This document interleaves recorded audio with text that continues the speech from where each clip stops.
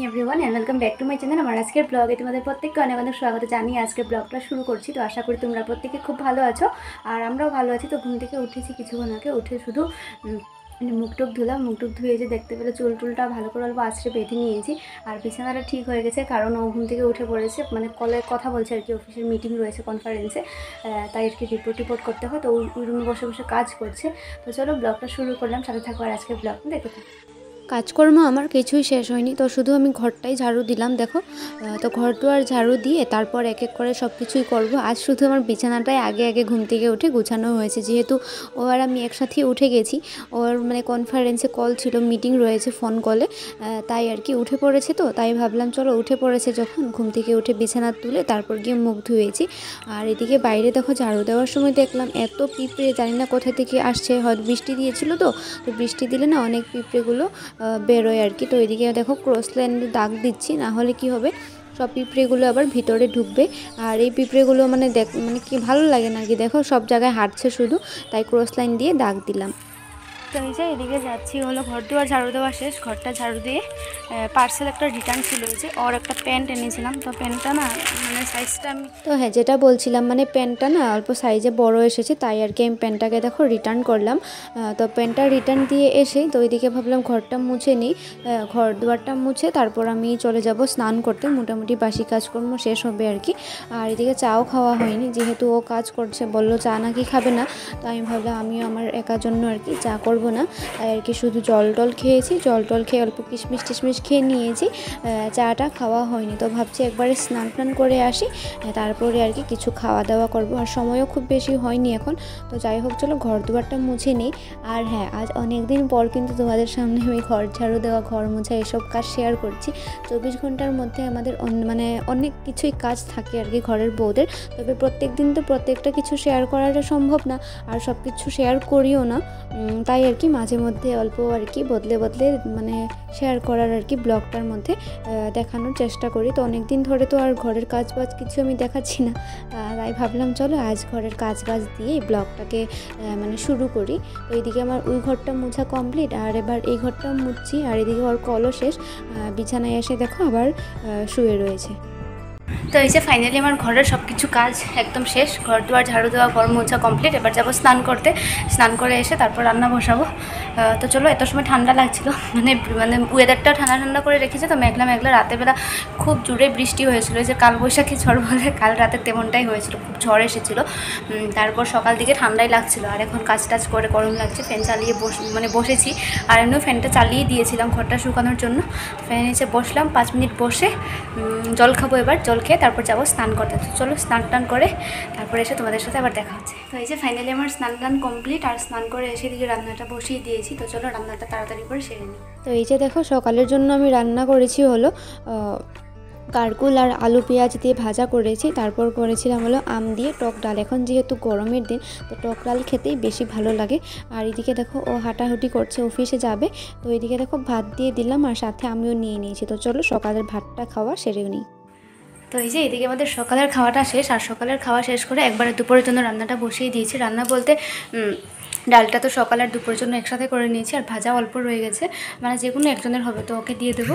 আর এদিকে এখন আর কি দুপুরে রান্না করার জন্য করলা কেটে লবণ দিয়ে ভালো করে মেখে রেখে এসেছি। করলাটা যেহেতু তিতো হয়, তো নুন দিয়ে মানে মেখে রেখে দিলে অল্প সময়, তাহলে মানে তিতো ভাবটা কেটে যায়, তাই মেখে রেখে এসেছি। এদিকে আলু টালু কেটে এসেছি, আর সর্ষেও ভিজিয়ে রেখেছি। এগুলোকে বাটবো, সর্ষেটাকে বাটবো, তারপর সর্ষে দিয়ে চচ্চড়ি করবো। তো আগে মানে করলাটা খেতামই না, তারপর বিয়ের পর থেকে খাই, মানে ভাজা করলে করলাটা। তারপর এখন সেদিন দেখেছিলে একটা আগের ব্লগে দেখিয়েছিলাম যে করলার আলু দিয়ে মানে চচ্চড়ি করেছিলাম, তো খেতে মানে খুব ভালোই লেগেছিলো, আর তিতো ভাবটা একদমই ছিল না।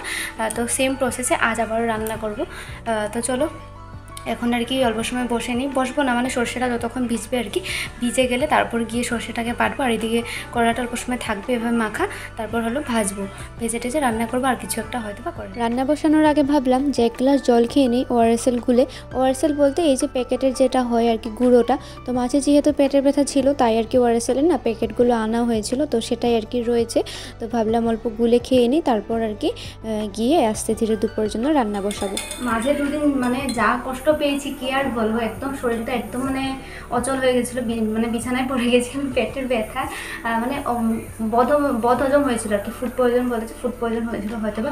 বিয়েবাড়ি থেকে যেদিন এসেছি রাতের বেলা সেদিন কোনো কিছু প্রবলেম ছিল না, তারপরের দিন আবার সকালবেলা দেখেছিলে তোমরা ব্লগে, হ্যাঁ লুচি করেছিলাম, লুচি খেয়েছি, তাই আর কি হয়তো বা একদম মানে অ্যাসিডিটি হয়, অবস্থা খারাপ আমার একদম। তো যাই হোক চলো, এখন একদম পুরো সুস্থ হয়ে গেছি।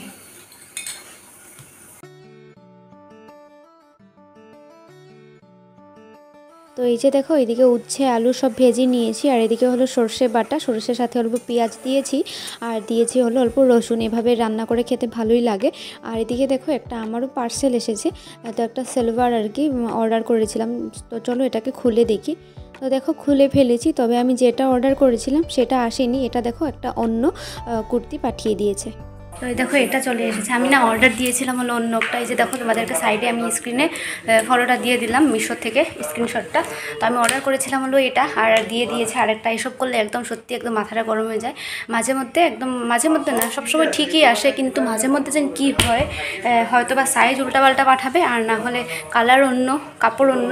তো এটা দেখতে পাচ্ছ তোমরা, এটা পুরাটাই আলাদা, আমি যেটা অর্ডার করেছি সেটা এটা একদমই নয়। এটার সাথে দুপাট্টাটা দেখো, এটা দুপারেরটাও দেখে মানে কেমন একটা লাগছে। তো যাই হোক চলো এটাকে রিটার্ন করব। আর সকালবেলাও একটা পার্সেল রিটার্ন করেছি, দেখেছো তোমরা, সেটা হলো ওর একটা জিন্সের প্যান্ট আর কি এনেছিলাম। তো সেটা কি হয়েছে, 32 সাইজের হয়তো বা অর্ডার করা হয়েছিল, আর এসে গেছে 36 সাইজের, একদম ওভার মানে অনেক বড় সাইজের, তাই আর কি সেটাও রিটার্ন করেছি। জানি না মাঝে মধ্যে কিসের জন্য যে এমন হয়ে যায়। তো যাই হোক, কি আর করার, বাই মিস্টেকলি হয়তো ওদের পেকিং করার সময় এমনটা হয়ে যায়। তো যাই হোক, এদিকে এটা রিটার্ন করবার, এদিকে রান্না কমপ্লিট, উচ্ছে আলুটা চচ্চড়ি করেছি, ডাল রয়েছে, সকালের ভাজা রয়েছে, আর এদিকে বেগুন দিয়ে বেসন দিয়ে মানে বড়া করেছি। তো ওইদিকে ও চলে এসেছে, কথা বলছে ফোনটা রাখলে আর কি ভাত খেয়ে নেবো, 3টা মতো প্রায় বেজে গেছে। তো এই দেখো দুপুরের ভাত বেড়ে নিয়েছি, বেগুন ভাজা সাথে উচ্ছে চচ্চড়িটা আর হলো ডাল। তো চলো খাওয়াটা সেরে নিই। তো এদিকে আমাদের খাওয়া শেষ, আর খেয়ে ও খাচ্ছে হলো ওষুধটা খায় না, ওষুধ খেতে আর বারবার মনে করে দিতে হয় ওষুধটা খাও, সকালবেলা থাকে। কই তোমার গ্লাস, কাপে দিয়ে দিই, গ্লাস নাই, গ্লাস লাগবো না, একটা হ্যাঁ ওষুধ লাগবো না। জল ছাড়া খাইবা নাকি? একটা গ্লাস মানে কি দুজন তো, তাই আর কি বাইরে দুটোই গ্লাস, বুঝতেই পারছো কেমন করে চলছি। দুটোই গ্লাস বাইরে থাকে, আর বাকি এই যে বক্সগুলো দেখতে পাচ্ছ উপরে, এগুলোতে বাসন রয়েছে, তো নামিয়ে রাখি না, যেহেতু একদম মিথ্যা কথা, আমাদের গ্লাস নেই। যেহেতু বাসন রাখার রেকটা ছোট, তোমরা সাবস্ক্রাইবার বাড়াচ্ছ না, সেজন্য ওরা গ্লাস কিনতে পারছে না। তো যেহেতু রেকটা অনেক ছোট, তাই আর যেগুলো খুব দরকার 4টা-5টা ভিউজ কম আসছে, সেজন্য আমরা কথাটা কমপ্লিট কইতে তো দিবা আমারে, কথাটা কই দিয়ে কাপ আনতে পারছি না। দেখুন আমরা রানু মণ্ডলের মতো হয়ে গেছি। রানু মণ্ডলের কি হইছে? রানু মণ্ডলের যেরকম এখানে খায়, এখানে এরপরে আমরা এখানেই খাই, এখানেই ঘুমোই, সবকিছু এক জায়গায়, আর এখানেই আবার হাগু পাদু হয়। তুমি আমার ক্যামেরার সামনে এগুলি করবা না উল্টাপাল্টা। তো যেহেতু বাসন রাখার রেকটা অনেকটাই ছোটো, ওই যে লাল রেকটাই বাসন রাখি, জানোই তোমরা, তাই আর কি সব বাসন না, সব বলতে কি যে কটা লাগে সেগুলোই রেখেছি, বাকি মানে দুটো স্টিলের গ্লাস, এভাবেই আর কি চলছে। তো যাই হোক চলো, এদিকে ওষুধ খেয়ে নিয়েছে, ভাত খাওয়া শেষ, অল্প সময় গিয়ে রেস্ট নিয়ে নিই, একদম মানে প্রচণ্ড ঘুম পাচ্ছে আমার। গুড ইভিনিং এভরিওয়ান, এখন প্রায় 8:30টার মতো বাজে, এতক্ষণ ধরে আর ব্লগ করে নিই, সন্ধ্যার সময় ওকে পড়ালাম। তো এখন ও চলে এসেছে অফিস থেকে, তো চা করবো, তো চলো চাটা বসিয়ে দিই, আর চাটা খেয়ে তারপর একটা কাজ করবো, সেটা তোমাদের সাথে শেয়ার করবো। চা খাওয়া শেষ, চা খেয়ে এদিকে দেখো দিনের বেলা এগুলো ভিজিয়ে রেখেছিলাম, তো এটা দিয়ে কাঁচা লঙ্কা, পেঁয়াজ, লেবু টেবু দিয়ে ভালো করে মেখে নিয়েছি। তো আমাদের একদম সব কিছু খাওয়া দাওয়া পর্ব শেষ, মানে চাটা খাওয়া শেষ, অনেক দেরি করে চা খেয়েছি ও আসার পর, আর চানাও খেয়ে নিয়েছি। তো এখন যে বলেছিলাম একটা জিনিস দেখাবো বলতে, আমি আজ ফার্স্ট টাইম ট্রাই করবো, মানে পনির বানাবো ঘরে। যেহেতু এই মানে 2-3 দিন ধরে পেটে ব্যথা ছিল, তাই আর কি দুধ আমি খাইনি, দাদু দুধ দিয়ে যেত, তো দুধটাকে মানে জাল দিয়ে রেখে দিয়েছি, এই করতে করতে না অনেকগুলো দুধ জমে গেছে, অনেকগুলো বলতে হবে আর কি, মোটামুটি জানি না কত হবে। তো ভাবছি সেই দুধটা দিয়ে মানে পনির বানাবো, তো কীভাবে বানাতে হয় সেটাকে দেখলাম। তো চলো শেয়ার করবো তোমাদের সাথে পনিরটা কেমন হয়। তো এই যে দেখো ফার্স্টে আমি দুধটাকে দেখো জাল বসিয়ে দিয়েছি, আর দুধটা অল্প জাল হয়ে আসার পর তারপর এর মধ্যে আমি ভিনেগারটাকে অল্প অল্প করে দেবো। তো ভিনেগার দেওয়া যাবে আর না হলে লেবু রসও দেওয়া যাবে। তো ভিনেগার যেহেতু ছিল তাই আমি ভাবলাম ভিনেগারটা দিয়ে দিই, আর একসাথে দেওয়া যাবে না, অল্প অল্প করে দিতে দিতে দেখো দুধটা ফেটে ছানা হয়ে গেছে খুব সুন্দর। তো এটাকে এবার গ্যাসটা বন্ধ করে দিয়েছি, বেশিক্ষণ থাকলে আবার ছানাটা শক্ত হয়ে যাওয়ার ভয় থাকে।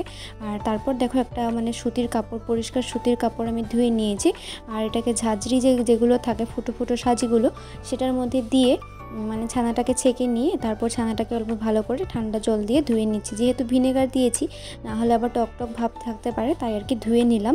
তো এবার দেখো সুতির কাপড়টাকে আমি এভাবে হালকা করে অল্প মানে কিছু একটার উপরে রেখে, মানে এটার উপরেই রেখে দিলাম, এটার উপরে রেখে এবার কিছু একটা ভারী জিনিস দিয়ে এটাকে অল্প প্রেস করে রাখতে হবে। তো পনিরটা মানে কি ছানাটাকে অল্প সময় এটাকে সুতির কাপড়টা দিয়ে দেখলে তোমরা ঢেকেছি, মানে বেঁধে এটাকে সেই আবার ফুটো ফুটো যে ঝাঁঝরি মানে সাজিটা সেটার উপরে রেখে দিয়েছি, যাতে এই যে এক্সট্রা ছানার মধ্যে যে এক্সট্রা জলটা থাকে সেই জলটা বেরোনোর জন্য। আর যদি অন্য কিছু জায়গায় রাখি, অন্য কোনো জায়গায় রাখি তাহলে আবার এই যে এক্সট্রা জলটা বেরোতে পারবে না, আর চিপে চেপে নাকি জলটাকে বের করলে তাহলে কি হয় পনিরটা শক্ত হয়ে যাবে, সফট হবে না। তো আমি দেখেছি যেহেতু ভিডিওটা ইউটিউবে, তো সেই ফর্মুলার মধ্যেই করলাম। আর ছানাটা তো দেখলে খুব সুন্দর করে ফেটে গেছে। এবার হলো পনিরটা কেমন হয় সেটা দেখার অপেক্ষায়। তো অনেকক্ষণ মোটামুটি ঢেকে রাখতে হবে, যদি সারা রাত্রেও রেখে দিই তাহলেও চলবে, আর সারা রাত্র না রাখলেও মোটামুটি 1-2 ঘন্টা রাখলেও হবে। তো এখন আমি গিয়ে হলো রাতের জন্য ভাতটা রান্না করব, খেয়ে দিয়ে তারপর একবার এটা তুলবো আর কি, তুলে দেখবো আর তোমাদেরকেও দেখাবো যে কেমন পনিরটা হলো।